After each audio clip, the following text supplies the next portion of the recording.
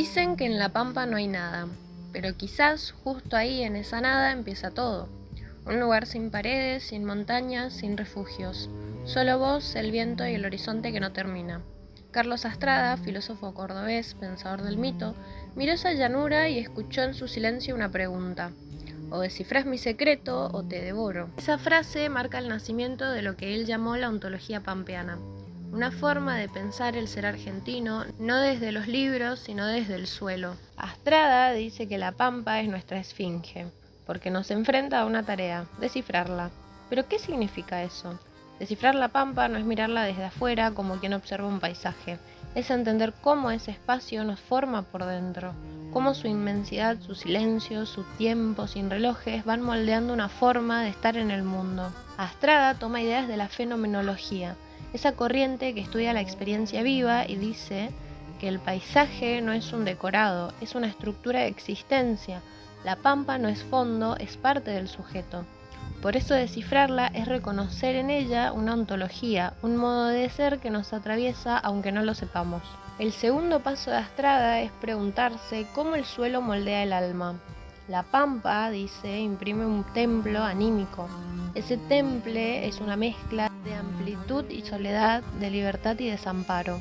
Porque vivir en un espacio sin límites es vivir sin protecciones. Uno se vuelve responsable de su destino.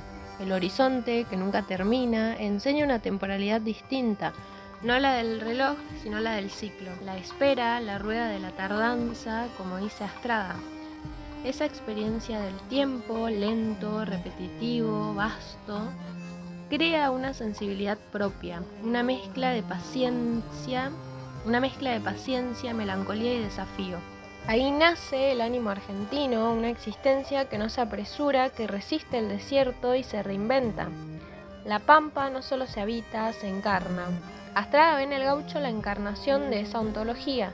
No lo piensa como figura folclórica, sino como símbolo existencial. El gaucho es el hombre del horizonte, el que vive sin amo, sin ciudad, sin ley que lo ampare. Para Astrada, el gaucho es el Dasein pampeano, el ser que se juega su existencia en la intemperie. Su vida, su soledad, su rebeldía no son defectos, son formas de libertad. El gaucho representa el coraje de existir sin red, de enfrentarse al infinito sin esperanza de controlarlo. Por eso su historia no es solo una biografía, sino una metáfora de nuestra relación con el ser. El Martín Fierro, dice Astrada, es la develación poética del mito gaucho. No es un poema costumbrista, es una revelación metafísica. ¿Por qué? Porque en esa voz, la del gaucho perseguido, desterrado, que canta su destino, se hace audible el fondo ontológico del ser pampeano. El poema condensa los elementos del mito, el suelo, la soledad, la resistencia, la libertad. Por eso Astrada lo llama un epos pampeano, una épica donde el paisaje se vuelve palabra y el destino se canta. Y ahí está su poder. El Martín Fierro traduce la experiencia existencial del desierto en una lengua colectiva. Nos da identidad, pero también una tarea: mantener viva esa voz sin convertirla en un folclore vacío. Astrada advierte algo que llama el karma pampeano, una repetición trágica. Cada generación argentina parece empezar de nuevo, como si la historia fuera siempre un campo sin huellas. Esa tardanza de la que habla es tanto destino como posibilidad. La pampa nos da libertad, pero también nos condena a la dispersión, a la soledad, a la falta de arraigo. Por eso, dice Astrada, la tarea es conquistar conciencia nacional, volver mito en proyecto, hacer de la antología una práctica social. Cuando esa conexión se corta, cuando imitamos modelos ajenos, cuando olvidamos el suelo, despertamos del mito. Nos volvemos lo que él llama las generaciones desertoras del gaucho. Astrada creyó en los años 40 que el pueblo obrero era la nueva encarnación del gaucho, los hijos de Fierro que volvían a escena, pero más tarde revisó esa idea y habló de una gauchocracia comunitaria, una democracia desde el suelo sin jerarquías ni oligarquías. Ahí aparece la ambigüedad del mito. Puede liberar, pero también puede ser usado para encerrar. Astrada se dio cuenta, si el mito se transforma en dogma, pierde su poder creador.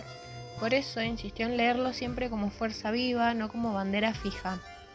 El mito, decía, debe mantenerse abierto en tensión como horizonte que llama, no como frontera que encierra. Hoy, cuando la mayoría vive lejos del campo, la pregunta de Astrada sigue viva. ¿Qué significa habitar nuestro suelo? Quizás la pampa ya no sea geografía, sino metáfora, la necesidad de construir sentido en medio del vacío contemporáneo. Su ontología pampeana nos recuerda que no hay identidad sin suelo, aunque ese suelo sea simbólico, una historia, un lenguaje, una comunidad. Descifrar la pampa hoy es preguntarnos desde dónde hablamos, qué horizonte seguimos mirando.